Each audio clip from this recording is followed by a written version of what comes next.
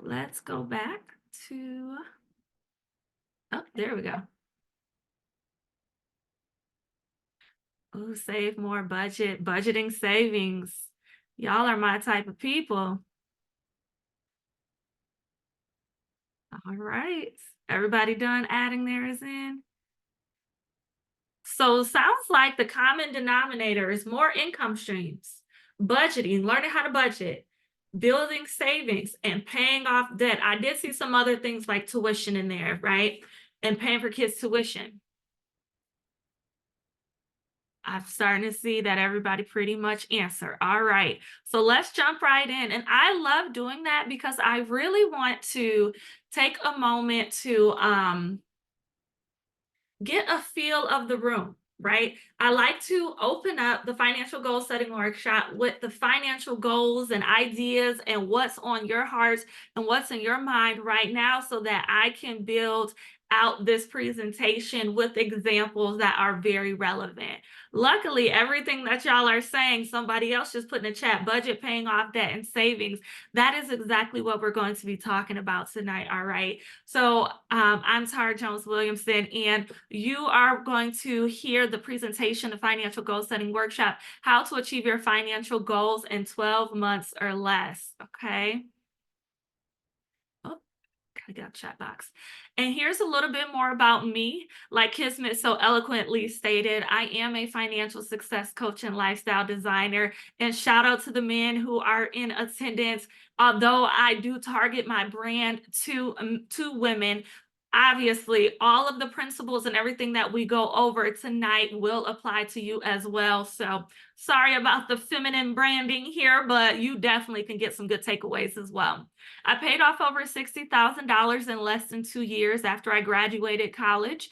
With an almost 3-year-old, I became a single mother smack dab in the middle of my college career. And that's kind of what jump started my passion for learning how to manage my own personal finances. Once I graduated with a biology major and a minor in finance and really kind of self-studied how to manage money for myself in order to get out of debt and really build a life for my daughter, other people started reaching out. And so then I launched Your Pretty Pennies, which started off as just a blog, and then it went into coaching people one-on-one, and then I started doing speaking engagements. And so now I do virtual and in-person workshops and speaking engagements. I still take on one-on-one clients, helping them become debt-free. And I have been recently married, and I have 3 children, 1 biological daughter and 2 bonus children. My youngest just became a tween. She just turned 12 yesterday, so keep me lifted because I have a 14, 13, and 12-year-old. And let me put a 1 in the chat if you're like, girl, we praying for you because I have a teen or teens, and it is no joke. All right, please give me a 1. Okay, yep, I'm not alone. I'm not alone in that. Okay, okay, okay. Whew. The hormones, between the hormones and the attitudes, I don't know. I don't know. All right, so let's jump right in. Now, one thing you're going to notice about me is I'm a different type of financial success coach. I am heavily based on mindset just as much as I am on strategy. Okay. And so the first step, in my opinion, to setting any financial goal is to create a personal vision statement. Now, you might be asking, what is a personal vision statement? Let's jump right in. Most of us have probably heard of a vision statement for a company that we work for, or if we were in college, we had to build out one, that type of thing. Give me a 2 in the chat. Have you ever heard of a mission statement or a vision statement, right? You probably have. However, most of us don't have one for ourselves in our own lives and what we want our finances to support. Thank you for the 2 in the chat. So the first thing that we're going to do when setting a financial or lifestyle goal is to write a personal vision statement to identify your ideal lifestyle so you can align your finances with it.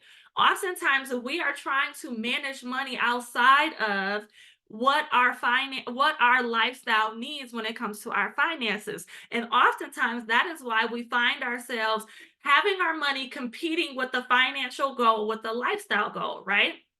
We're not taking a moment, being intentional, identifying What is it for the next 12 months for us right now? If we're were to set a financial goal between now and the rest of the year, the end of 2024, it'd be 11 months, right? We need to be intentional and say, okay, I'm focusing on 1 to 3 areas of my life right now. I'm going to highlight those and just be in maintenance for everything else. Okay. And so I want you to get extremely clear on, besides your financial goal, what other lifestyle category do you need to support in order to achieve the best 2024? All right. Again, not only am I a financial success coach, I'm a lifestyle designer. I've been a financial success coach for the last 10 years. And every time I coach clients, I'm always asking them and helping them build out the personal side of things, because we do not manage money in a silo, right? We live in a capitalistic society, unfortunately, and all these other areas have to be supported by our finances. Whether we go into therapy every month, we need money for a copay, right? If it's not covered fully, whether we're getting back into the gym to lose some weight, whether we need to go get emergency weight loss surgery, whether if you want to take some more personal development classes or business development classes or career classes, right? And you have to pay out of pocket, whether you're going to conferences, whether you have to pay your dues for your sorority, whether you want to give more, whether you want to create a travel fund, right? These things can very much compete with the financial goal that you set for yourself today if you are not intentional. So the first thing to always do is create a personal vision statement for yourself. Identify 1 or 2 other areas for the next 12 months that you want your money to support, and then write that down. And then go and set your financial goal so you can make your financial goal very realistic. Give me a 1 in the chat if this makes sense, right? I'm gonna give you an example. For example, my goal is to lose 20 pounds this year. My goal is to get healthy. So before I set my financial goal, I'm gonna think about my health, and I'm gonna say, okay, I'm paying for a gym membership this year, right? I'm getting a personal trainer. And also I'm gonna be meal planning and meal prepping healthier foods. So I need to decide and put that in my budget first. And we're gonna talk about budgeting in step 3, right? I'm gonna put that in my budget. And then I'm also going to have a financial goal, like we talked about, whether it's savings, whether it's paying off debt, whether it's putting extra on tuition for your child, or putting money in a 521 to build tuition-free future for your children, whatever that looks like, right? We're going to get to that. All right. And so what I want you to understand is that when you create a vision, you need to write it and make it plain so that he who reads it or she who reads it may run with it. All right. And so that is what we're going to get in step 2. All right. And so step 1, I want you to go back later tonight or by this weekend and identify 1 or 2 other areas you want your money to support you in this year. But we're going to move on to step 2 and talk about finances. All right. And remember, this 5-step process that we are going through, you need to do this for every other goal you set for any area of your life. It applies for your business or career goals, your giving goals, your personal development goals, your mental health goals, your spirituality goals, all of the above. All right. So you can go back, use this 5-step process that I am giving you to do the other ones, but we're going to move forward and do our financial goal. Make sense? Give me a 3 in the chat if that makes sense. Give me a 3 in the chat if you are going to commit to do your other 2 goals later. All right. I got some people committed. Y'all committed. All right. I got some commitment. All right. Let's get into finances. This is my favorite part. As a financial success coach who paid off over $60,000 in less than 2 years, I am committed to helping other people do the same, and have consistently maintained at least $10,000 in my savings account. Whether it's a high yield savings account, I have some in mutual funds, which is long-term savings, in my opinion, which is an investment, but it's a long-term saving strategy. And I have some in some CDs that are earning some really good rates right now. So if you haven't noticed, CDs are kind of getting up there in percentage of interest that you can earn right now. All right. Step number 2, create a SMART financial goal statement. All right. Give me a 2 in the chat if you have heard of the SMART goal setting method. I know we all have. We are all probably most likely have been into a personal development class or some type of training where they say use the SMART goal setting method, and it goes in one ear and out the other. When I tell you this is my favorite way to goal set, again, in any area from step one, including my finances, all right? And so when we're thinking about paying off debt, when we're thinking about building savings, when we're thinking about investing, when we're thinking about doing anything with our finances, we should be writing a vision and making it plain so clear that anybody else who sees it can say, oh, I know exactly how he or she is going to achieve that, right? So let's get into this example. We're going to use the following methods: specific, measurable, actionable, realistic, and time sensitive. All right. Now, for my A, I know most people use in their SMART acronym, they use the A for attainable, but I like to do actionable, which stands for actionable sub goals. That's going to get me to the main goal, right? I have been reading this book lately called Eat That Frog by Brian Tracy. If you have not heard of that book is a great personal development and productivity book. Absolutely great. And he talks about a method that I've been using, and I didn't even know it was a thing, where you break down bigger frogs into small frogs, right? So you eat a big frog one bite at a time, right? And so what I like to do is I like to take those big, daunting financial goals and I like to break them down. I like to take a big, daunting, financial goal, break it down. And then when I set that smaller goal, I break that smaller goal into sub goals, right? So that everything is so easy and so clear for me to do on a monthly basis that by the time the end of 12 months come, it has no choice but to come to fruition. All right. So let's get into this example for debt. It says, I will pay at least $2,000 towards my Mohila student loan during the next 12 months. I will pay an extra $167 per month on top of my minimum payment. I will work an extra 5 hours per week to increase my monthly income to cover this extra debt payment.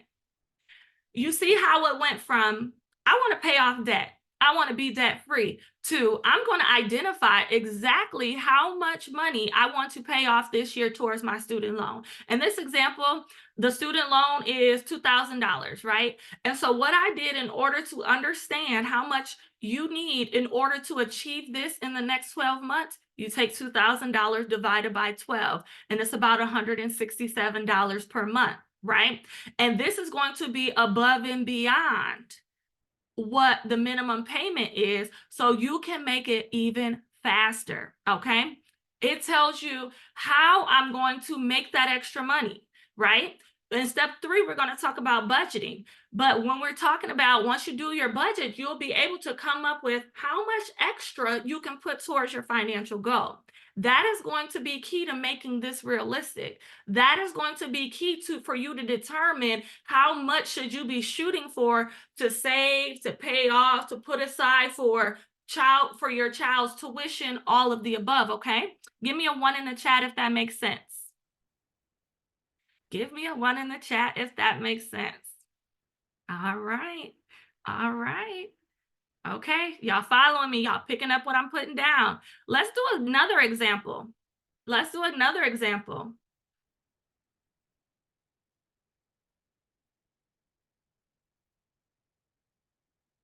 Let's do a savings example. I will easily and enjoyably save $2,000 in my Capital One high yield savings account, my HYSA, by December 31st, 2024. I will transfer $500 per month into this account each month from now until, from my second paycheck. I will meal plan for all of my meals during the work week and earn an extra $250 through my DoorDash side hustle. Do you hear how clear that is? That is me saying, this is how much I want to save. This is how much I plan to put in a savings account each month.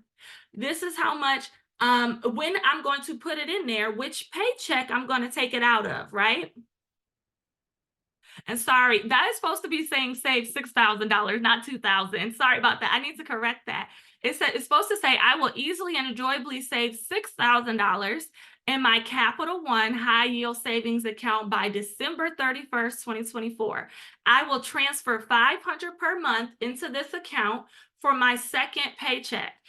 I will meal plan for all of my meals during the week and earn an extra $250 through my DoorDash side hustle.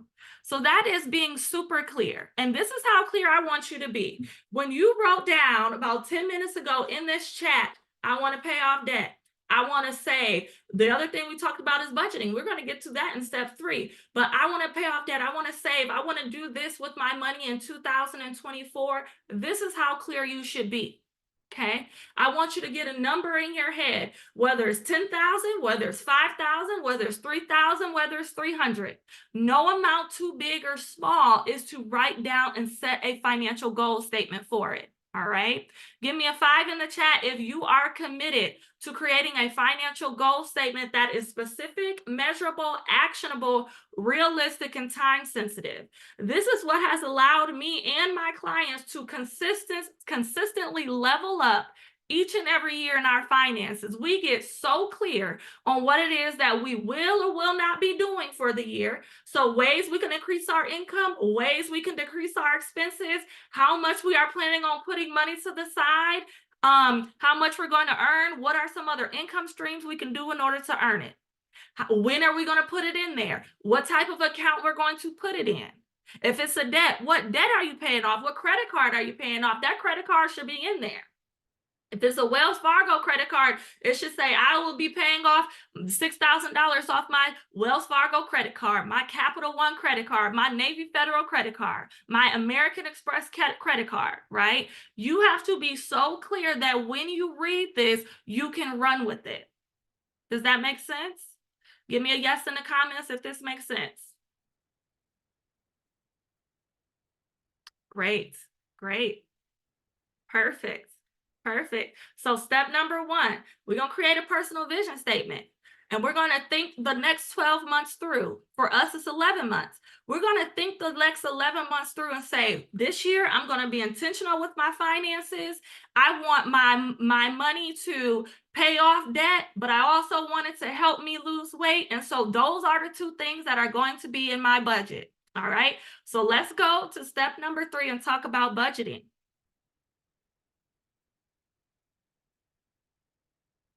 All right. Add your financial goals to your monthly budget. For those of y'all who are saying y'all want to learn how to budget, let's talk about it. All right. For me, being a financial success coach for the last 10 years, having my own journey, my own financial mess to clean up, what works for me is a zero-based budget. Income minus expenses equal 0. Okay. Income minus expenses equals 0. All right. And then I go a little bit a step further. And before I start playing with numbers and everything, my goal and what I teach others is to have a goal of giving 10%, saving 10%, paying all monthly expenses that you need, and decide on what you can sacrifice, and then put aside money to achieve your monthly sub goal, right? For the example of the savings sub goal, the example, it was $500 a month to go towards there. So that amount should be illustrated in your budget, correct? Right. So what I like to do is I calculate my income, and we're going to do an example, okay? So let's say if our income is $5,000 a month, all right? If I give 10%, that'll be 500. So 5,000 minus 500, $4,500 I have left. All right. Then I'm like, okay, I'm gonna make sure every time I get paid, I'm gonna save 10% in my savings account, right? That's not my financial goal. That's just what I'm doing to slowly but surely build up my nest egg. All right. So we're gonna save 10%. That's another $500. So right now we have $4,000 to work with. Income minus expenses equals 0. We still at $4,000. We are not at 0. That means we are not done. We still got to move down the list.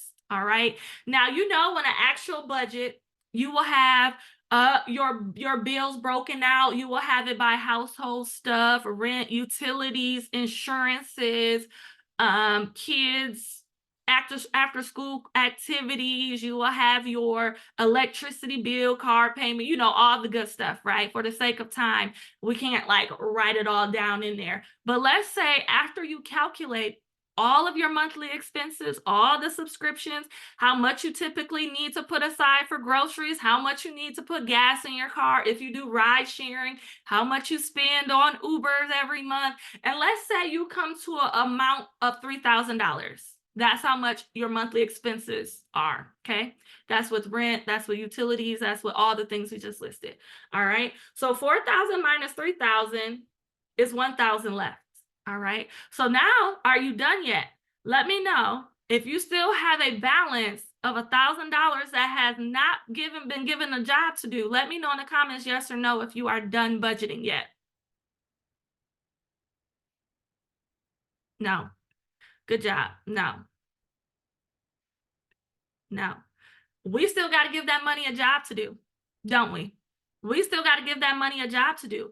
And so that amount of money, that $1,000, you could put some of it towards your lifestyle goal for this year and majority of it towards your financial goal, right? If you're saying, I'm going to save $6,000 by the end of the year and I need to put $500 aside in savings, okay, great. Put that $500 aside in savings, okay? But then you're like, oh, I have an extra $500, right? I can just go spend this at the mall. I could just go do whatever I want. I can go out to eat. I'm going to say you could, or you can get a jump start and put some extra in savings, because you never know what the next month or 2 months or 3 months will look like and how much you can actually save. One thing about when you are paying off debt, when you are building savings, when you have any type of financial goal, life doesn't stop lifing, right? And so if you can get ahead with any goal that you've set for yourself and you're having a great month, take advantage of it. Does that make sense? Take advantage of it. There is nothing wrong with giving yourself 12 months to achieve a financial goal or a lifestyle goal, but actually achieving it in 4 or 3, right? Because then you just start from square one, set another financial goal statement, execute the goal, put it in your budget and execute it, and you'll be at 2 goals a year that you done did. You can pay off even more debt than you thought you could. You can have even more in savings than you thought you could. You can build up your emergency fund and then start paying for kids' college tuition in your 529 plan, right? So I want you to think about that. I want you to get extremely intentional about the fact that when you created your vision statement, it probably didn't include having limitless amounts of Uber Eats in there, having limitless amounts of dining out because you don't feel like cooking in there. And so your finances shouldn't show that either, correct? Give me a 1 in the chat if that makes sense. When you are sitting down at the beginning of the year and intentionally saying, I'm going to spend my money this way, the goal is to actually spend your money that way. And if you earn extra income, whether it's through a side hustle, starting a business, whatever, that money needs to go to expediting your financial goal fast. That is how I was able to pay off over $60,000 in less than 2 years. Was it my plan to pay it off that fast? No. However, the more money I made, the more money it went straight to debt. I kept my living expenses the same. I cut where I could in order to attain my life, still maintain my lifestyle, but I found out how to do more with less as far as paying out for my expenses. And I started increasing my income. I did both. And that is how I was able to just quantum leap in that area of paying off debt. All right. So let's talk for a minute. Let's talk for a minute about that. There are 2 ways to expedite you paying off, or you increasing your income, or you decreasing your expenses. There are 2 ways that excuse me, I'm misspeaking. There are 2 ways for you to exponentially pay or achieve your financial goal. And that's through increasing your income, decreasing your expenses. All right. Increasing your income, decreasing your expenses. Some do one or the other. I do both, right? I do both. Here are some ways to increase your income. These are some suggestions to start to get the ball rolling, right? Negotiate a pay raise. It's the beginning of the year. The new fiscal budget came out for your company. How about you say, you know what, I've been at this company for 10 years. I'm doing above and beyond what my job description has stated. It is time for me to negotiate a pay raise or move up in the company to a different position that um, offers a higher salary if I have capped out my salary in this position, right?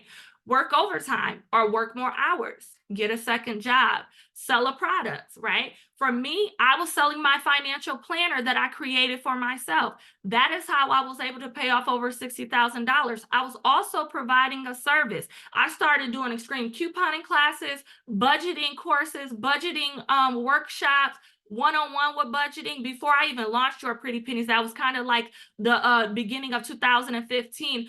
All of that just by word of mouth. I was able to slowly but surely earn income on top of my full-time job in order to pay off debt fast. All right.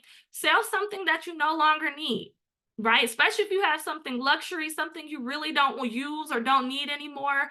Think about financial gifts for the holidays and for your birthdays. This is one thing I still do today. I am picky when it comes to gifts. I love gifts. Gifts is my love language. However, I am back on a mission and I have a new financial goal that I'm really excited about. My birthday is actually coming up in 12 days. I told everybody, if you want to give me something, give me the amount of money that you are going to spend on me so I can put it towards the financial goal that I have. When Christmas was in December, I told my husband, I told my kids, I told my in-laws, I told my parents, if you want to bless me with something, give me the money that you were set aside to give me a gift so that it can go towards my financial goal so I can get it done that much faster, right? Put a 3 in the chat if you're picking up what I'm putting down. If you're picking up what I'm putting down. All right. All right. Let's talk about ways to cut your expenses. Now, I'm sure y'all already heard this. Eat at home. Pack lunch for work. One thing about being a financial coach that's so disheartening is how much people use of their income on food.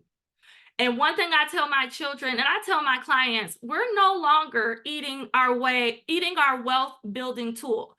The money that you bring in, your income, your disposable income after you pay all your bills and you pay your tithes and you put a little bit of money in savings, that money left over should not be going to McDonald's. It should not be going to Panera Bread. It should not be going to Chick-fil-A. It should not be going to all these places that we love to eat out of convenience, especially when you got groceries at home, right? You got to parent yourself and be like, sis and bro, we got food at home, right?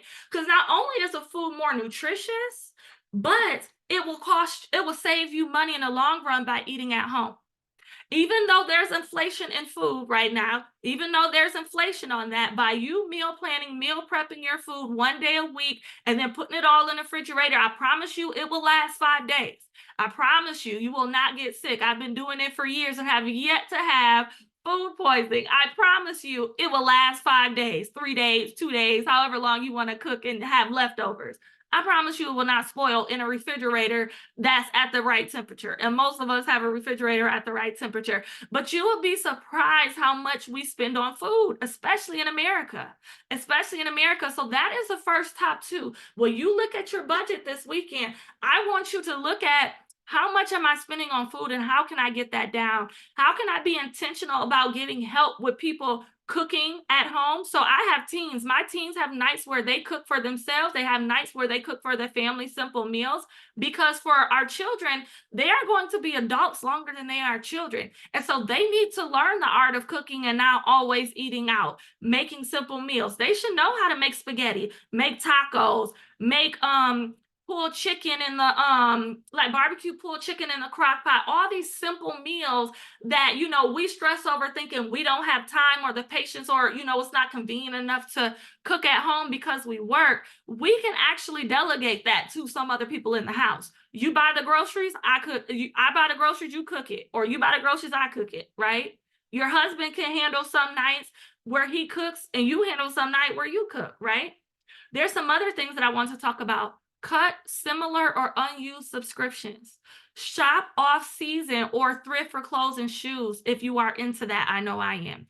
Get new quotes for insurance policies. This was a big one. My husband and I last year got a new insurance policy, and it went from being $297 a month to $123 a month for my insurance for my car, right? His car, it dropped like $50 a month, but for mine, it was like $100 and something savings a month over the year. So it was a really good savings that we found. Get an affordable cell phone service. Right now, we use Xfinity Mobile. We used to use Verizon. Xfinity Mobile is the third of what we pay for than we did with Verizon when we had 5 lines. We have 5 lines. Xfinity Mobile uses the same cell phone towers as Verizon anyway, because those big companies have a monopoly on the cell towers. And so Xfinity Mobile, Cricket Wireless, all these other smaller cell phone services are using the exact same network. Did y'all know that? Give me a 2 in the chat if you knew that. Give me a 1 in the chat if you did not know that. They use the exact same cell phone tower, so you're getting the exact same thing, but you're paying for the brand name. When you use Verizon versus Xfinity Mobile, you're paying for that Verizon name. That's all you're doing, when you could be saving some of that money. All right. Step number 4, check in and track your progress often. Let's talk about this.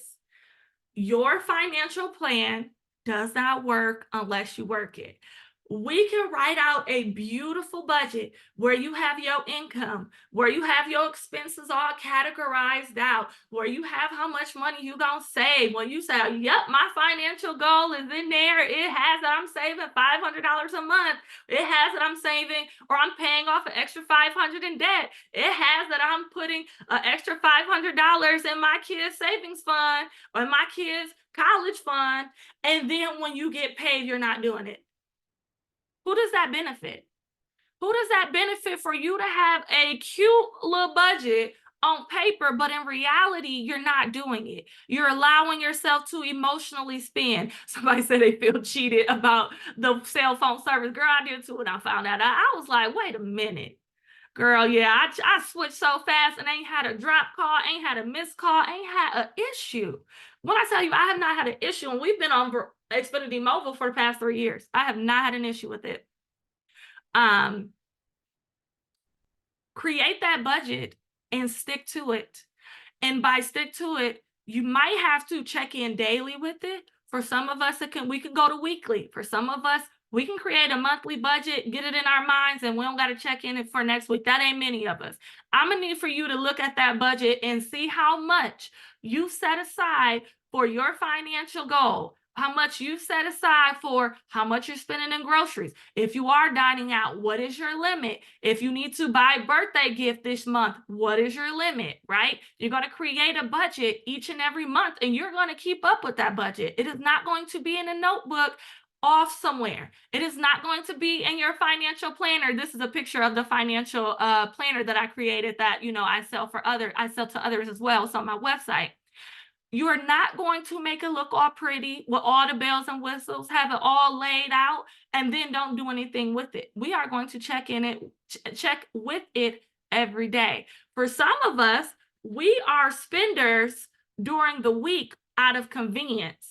So for some of us, we need to look at that thing first thing in the morning, maybe on lunch break, maybe right before you leave work, so you don't be tempted to go relieve stress by shopping at Target, right?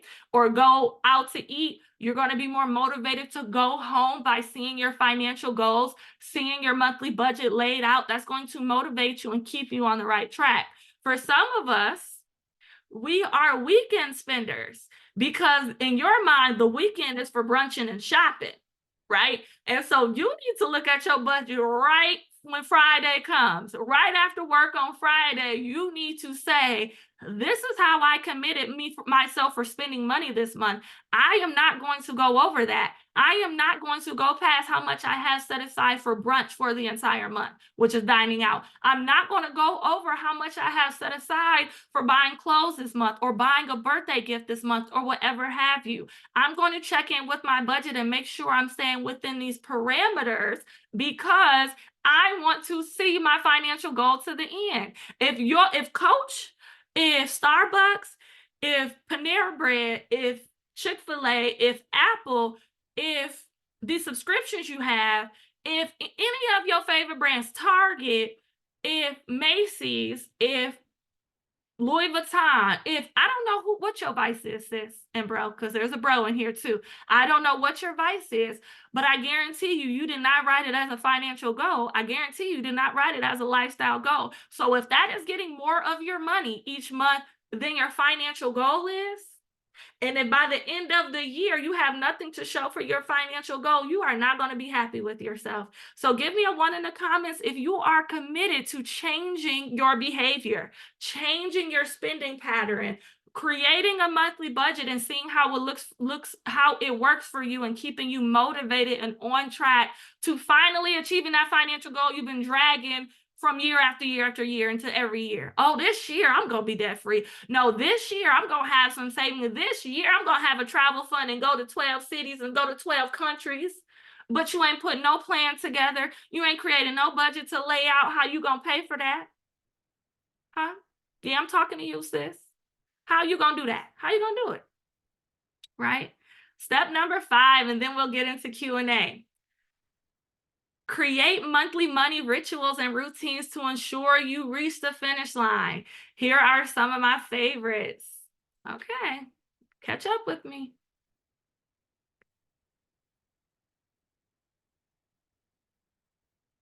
It was like frozen on my end. Oh, there we go. Let's go back and see if it'll go back. I don't think it likes me clicking too much.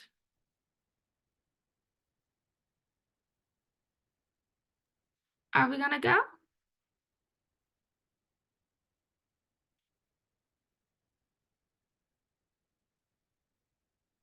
It's trying. It is trying. The struggle bus done pulled up.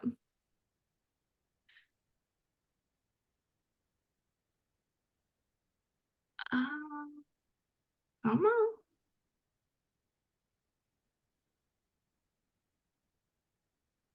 Let's stop the screen. Let's stop the share. And then let's exit out and see what happens. We're going to stop the share. We're going to go back to slide number 15. And then I'm going to go back to Zoom. I'm going to reshare my screen with the slide up. There we go. Yes. We just got to get a little creative. Give me a 1 in the chat if you can see me, if you can see my screen. All right, good. So step number 5, creating monthly money rituals and routines to keep you motivated. I want you to post your personal vision statement everywhere you can. Your office cubicle, in your car. I want you to put it by your nightstand, in your bed, your mirror, wherever it is that you will see it every day. If it's the coffee station in your house, whatever you got to do. I want you to write and recite your daily financial affirmations and also your financial goal. That financial goal statement, write it out. Write it out every day so it could be fresh in your mind and your subconscious could be working towards it along with your conscious mind, right? Read 1 personal finance book a month. That is another thing. Getting a clear understanding of financial literacy, listening to other people, hearing how they manage money, how they break down, how they approach money and money topics, money routines, money strategies can really help you define what best you need to do yours. You know, you'll find yourself taking the meat that you can use from each person and spitting out the bone and really creating a good plan for yourself. Join a personal finance book club or create one. Listen to financial podcasts. Watch personal finance videos on YouTube. Shameless plug, Your Pretty Pennies on YouTube. I do have financial content on there. Follow financial content creators. Shameless plug, Your Pretty Pennies everywhere. I do financial content on all social media. And also have weekly check-ins with an accountability partner. So this can be your husband or wife. This could be a best friend. This could be you reaching out to somebody in your sorority, your chapter. It could be somebody at your church that you're close to. Again, a best friend. Whoever it is that is on the same page, has similar goals as you, and really excited and motivated to save money with you, to pay off debt with you, to create a budget and stick to it, to learn new financial principles, right? Have them close to you. Check in with them. Talk about your financial struggles for that month. Talk about your financial wins, right? Share ideas, share what's worked for you. Having a financial accountability partner is like one of the most underrated things because it holds you accountable, it keeps you accountable, it keeps you on track, they keep you motivated so you can create wealth over the long term. Wealth isn't created in a day, right? Debt isn't gone in a day. Savings isn't built in a day. And so oftentimes we need motivation and we need instruction on how to do it and strategy, right? Motivation and mindset is a big part. And so if you have somebody who's on the same wavelength as you when it comes to getting their finances under control, having an accountability partner is absolutely key. All right. So, with that being said, I don't know if my slides are going to keep working. Connect with me everywhere, like I said, at Your Pretty Pennies on TikTok, YouTube, Instagram, Facebook, LinkedIn, all the places at Your Pretty Pennies, spelled out how it sounds. And let's go into questions, okay? So I am going to stop the share. And I did give you all a 50% off code on my website at yourprettypennies.com. If you go to the shop tab, there are financial tools over there that you will absolutely be able to utilize. If you use the code workshop today for coming, you'll be able to get 15% off your order, okay? Now, let's jump into some questions. So you can either put your questions in the chat or you can come off mute. You can get on screen. You can do all the things and we can talk about what you want to talk about, what questions you have. And I'm going to stop the recording just